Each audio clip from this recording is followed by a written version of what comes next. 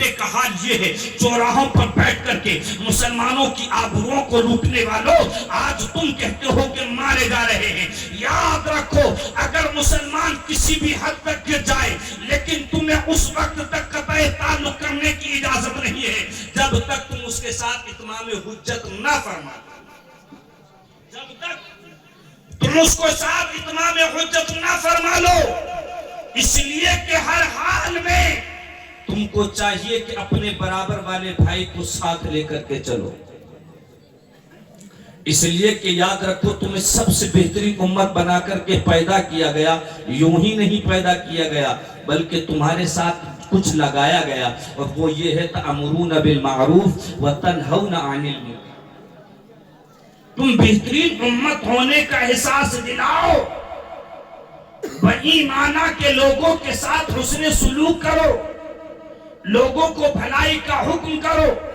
اگر کسی مسلمان کے اندر کوئی خامی ہے تو چوراہوں پر بیٹھ کر کے اس کی عزتوں کو نہ اچھالو، بلکہ جہاں تک کوشش ہو سکے اس کی اصلاح کرنے کی کوشش کرو، اور تنہائی میں کرنے کی۔ ایک واقعہ سناؤں، لوگ چھوٹی چھوٹی سی باتوں پر مسلمانوں کو نظروں سے گرا دیتے ہیں، اور میں ہو سکتا ہے کسی کے ساتھ میری گفتگو بھی ختم ہو۔ عزیزان ملت اسلامی، اصلاح معاشرہ کی بات آئی تو میں یہ بات سنا رہا ہوں۔ عزیزان ملت اسلامی، ایک بڑا اللہ کا ولی ایک پہاڑ پر جا کر کے زندگی کو گزارنے لگا، اور وہ ایک ایسی زندگی گزار رہا تھا کہ وہ لوگوں سے ملاقات ہی نہیں کرتا تھا، لوگوں سے ملاقات نہیں کرتا تھا۔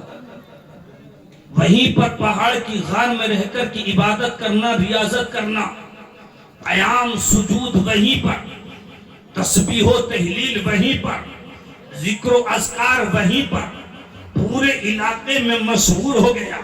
اللہ کا ولی ہے، پہاڑ کی غار سے اترتا نہیں ہے، ہمیشہ عبادت میں مشغول رہتا ہے، ذکر و اذکار میں مشغول رہتا ہے۔ لوگوں کے دلوں کے اندر محبت پیدا ہو گئی، لوگ ملاقات کے لیے اس کی جانب کو دوڑتے، لیکن یہ ایسا عاشق تھا کہ یہ لوگوں سے دور بھاگتا۔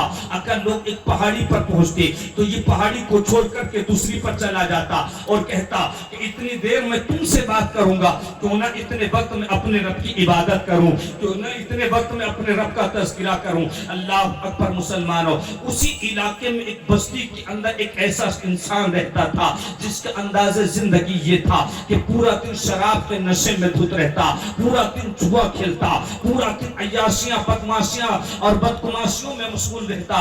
اللہ اکبر مسلمانوں، اس کے لیل و نہار اس طرح سے گزر رہے تھے، پوری بستی اس کو حقارت کی نظر سے دیکھتی، کوئی بھی اس سے محبت نہیں کرتا تھا۔ اللہ اکبر مسلمانوں، یہاں تک کہ اس کے گناہوں سے لوگ اتنا تنگ آ گئے کہ ایک دن پنچایت کو بٹھا دیا، اور بٹھانے کے بعد میں ساری بستی والوں نے مل کر کے اس کا حقہ پانی بند کر دیا، قطع تعلق کر دیا، اور فیصلہ سنا دیا گیا، نہ اس کی خوشی میں کوئی شامل ہوگا، نہ اس کے غم میں کوئی شامل ہوگا۔ اگر اس کے گھر پر وواہ ہوگا تب کوئی شامل نہیں ہوگا، اگر کسی کا انتقال ہو جائے گا تب بھی کوئی شامل نہیں ہوگا۔ اللہ اکبر مسلمانوں، اسی طرح سے زندگی کٹ رہی تھی، لیکن اسی کو کسی کی فکر نہیں تھی، لوگ اس سے بات نہیں کرتے، اس کو فکر نہیں تھی۔ یہ تو صبح نکل جاتا، شراب پیتا، شراب کے نشے میں رات کی تاریکی میں گھر آتا، آنے کے بعد میں وہیں پر بستر پر پڑ جاتا۔ اللہ اکبر، اسی طرح سے زندگی کی کٹ رہی تھی،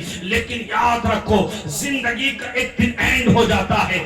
زندگی وہ ہے جس کو ایک دن ختم ہو جانا ہوتا ہے۔ اللہ اکبر، ایک دن آیا، ملک الموت سے سامنا ہو گیا، لقمہ اجل بن گیا، موت کا تماچا لگا۔ جیسے ہی موت کا تماچا لگا، بے حس و حرکت ہو کر کے زمین پر گر پڑا۔ اللہ اکبر مسلمانوں، اب گھر کوئی بھی نہیں ہے جو اس کی تجہیز کرتا، اس کی تکفین کرتا، صرف ایک اس کی بیوی ہے گھر کے اندر، اور دو چھوٹے چھوٹے بچے ہیں گھر کے اندر۔ اللہ اکبر، بیوی نے انتظار کیا، کہ کوئی آئے گا, آنے کے بعد میں اس کی تجہیز کرے گا, اس کی تکفین کرے گا, اس کو اٹھا کر کے قبرستان لے کر کے جائے گا, لیکن کوئی نہیں آیا. اس نے پڑوسیوں کو خبر بھجوائی, اس نے محلے والوں کو خبر بھجوائی, لیکن کوئی نہیں آیا. آخر عورت کو یقین ہو گیا کہ کوئی نہیں آئے گا اس کے دفن میں, کوئی نہیں شامل ہوگا اس کے کفن میں, کوئی نہیں آئے گا اس کے جنازے میں. اللہ اکبر. لیکن یاد رکھو, لاش چاہے باپ کی ہو, لاش چاہے ماں کی ہو, لاش چاہے بہن کی ہو, لاش چاہے بھائی کی ہو, گھر کے اندر کسی سے لاش کو نہیں رکھا جاتا ہے. آپ چاہے کتنا محبت کیوں نہ کرتے ہو, لیکن اگر انتقال ہو گیا تو باپ کو بھی گھر سے نکالنا ہوگا. اگر انتقال ہو گیا ہے ماں کو بھی گھر سے نکالنا ہوگا. اگر انتقال ہو گیا ہے تو شوہر کو بھی گھر سے نکالنا ہوگا. آخر یہ عورت بھی تنگ آ گئی, دوپہر تک انتظار کرتی رہی, جب کوئی نہیں آیا تاکہ اس کے جنازے کو اٹھاتا. یہ دروازے پر آ کر کے کھڑی ہوئی اور اس نے اعلان کیا, اے لوگوں سنو, مجھے مزدوری پر 2 لوگوں کی ضرورت ہے. اگر کسی کو مزدوری پر کام کرنا ہو تو وہ میرے قریب آئے. 2 شخص آگے آئے, آنے کے بعد کہا بتاؤ کام کیا ہے. عورت نے کہا بس اتنا کام جو بھی ہو میں مزدوری تمہیں مکمل دوں گی, کام وہ کرو جو میں کہتی ہوں. اللہ اکبر. انہوں نے کہا ٹھیک ہے, تم چاہے جو بھی کام کراؤ, ہمیں مزدوری سے مطلب ہے. اللہ اکبر. مزدوری دے دی گئی, دونوں کو لایا گیا. لانے کے بعد عورت نے کہا کہ کوئی بھی بستی کا اس جنازے میں نہیں آ رہا ہے, تم دونوں کا کام یہ ہے کہ میرے گھر کے اندر آؤ, آنے کے بعد میں میرے شوہر کو غسل دو, اس کو کفن دو, اور اس کو کاندھے پر اٹھانے کے بعد میں اس کو فلاں مقام پر لے کر کے جاؤ, وہاں پر زمین کا گڑھا کھودو اور اس کو دفن کر دو. اس لیے کہ قبرستان میں لوگ اس کو دفن نہیں ہونے دیں گے اس کے گناہوں کی وجہ سے. اسلام کے مقدس شہزادوں, اگر سینے کے اندر دل دھڑکتا ہے تو قریب ہو کر کے سنو.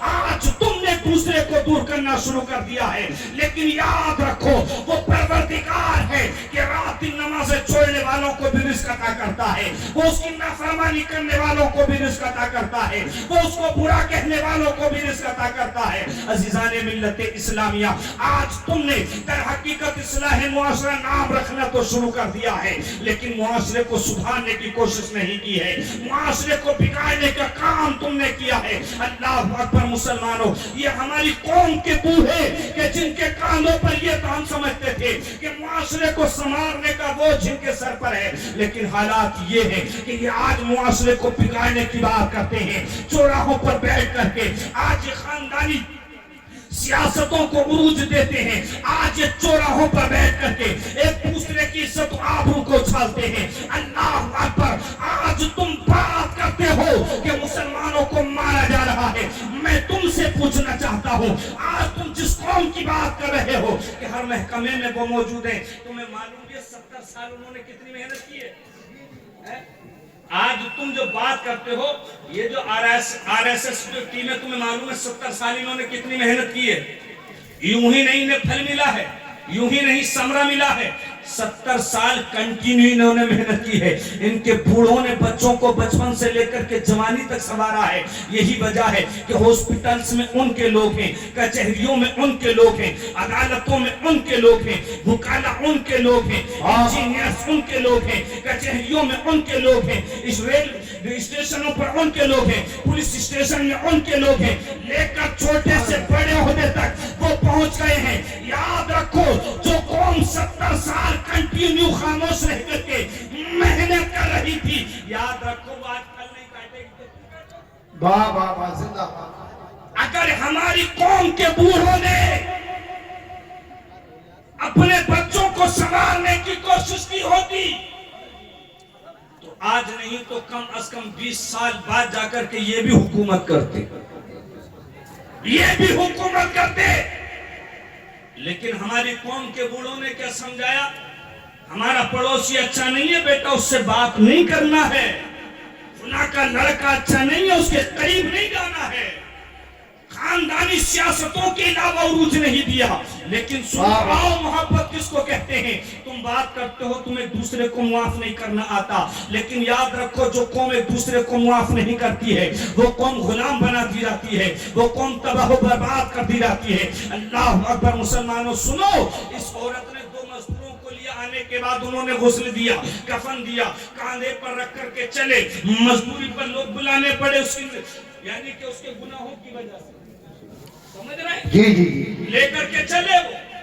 اب جب پہنچے وہاں پر میدان میں، گاؤں کا تو کوئی آدمی آیا نہیں بستی کا، لیکن جب پہنچے وہاں میدان میں تو دیکھا وہ جو بزرگ تھا جو پہاڑیوں پر رہتا تھا، وہ جو لوگوں سے ملاقات نہیں کرتا تھا، وہ پہلے سے وہاں پر موجود تھا۔ کہنے لگا لاؤ جنازہ پڑھاؤں۔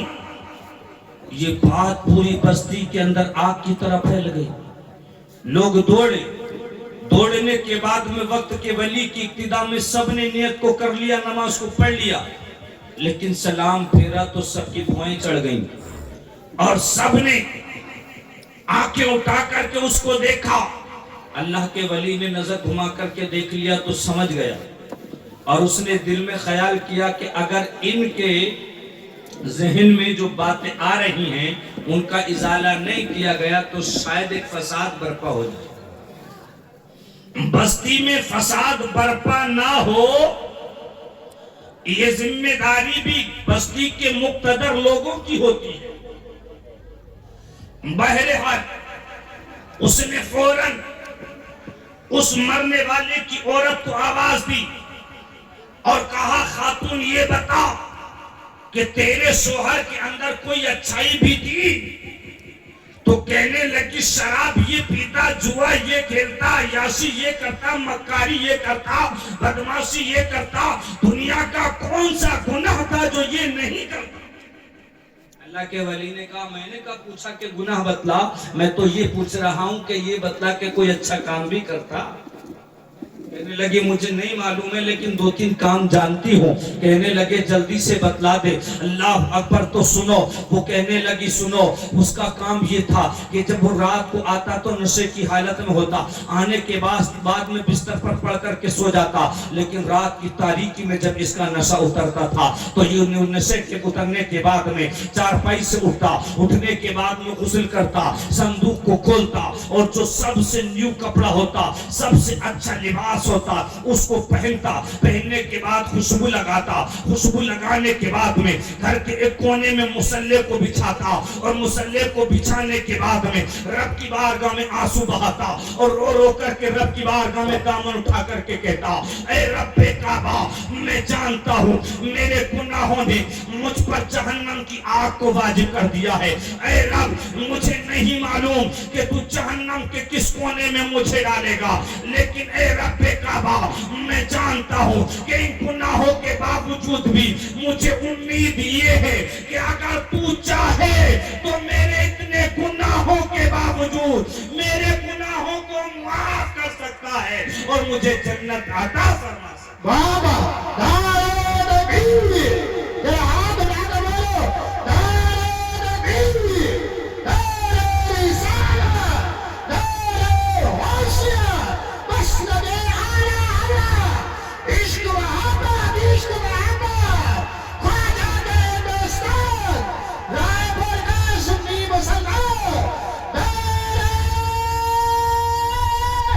حیدری۔ عزیزان ملت اسلامیہ، پہلا عمل یہ تھا جو وہ رب کی بارگاہ میں کرتا تھا، لیکن اس کے اس عمل کو صرف اس کی بیوی جانتی تھی، دوسرا کوئی نہیں جانتا تھا۔ کہنے لگے اور کوئی عمل؟ کہنے لگی ایک عمل کو اور جانتی ہوں۔ کہا وہ کیا ہے؟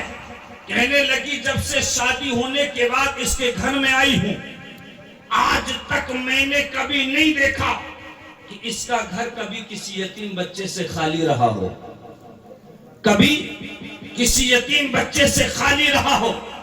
اس کے گھر کے اندر ضرور 1-2 یتیم بچے رہتے تھے، اس کے خود کے 2 بچے ہیں، لیکن اس نے کبھی ان کے کھانے کی فکر نہیں کی، کبھی ان کے لباس کی فکر نہیں کی، کبھی ان کے رہنے کی فکر نہیں کی، لیکن جو بچے یتیم گھر میں رکھتا تھا کبھی ان کو بھوکا نہ رہنے دیا.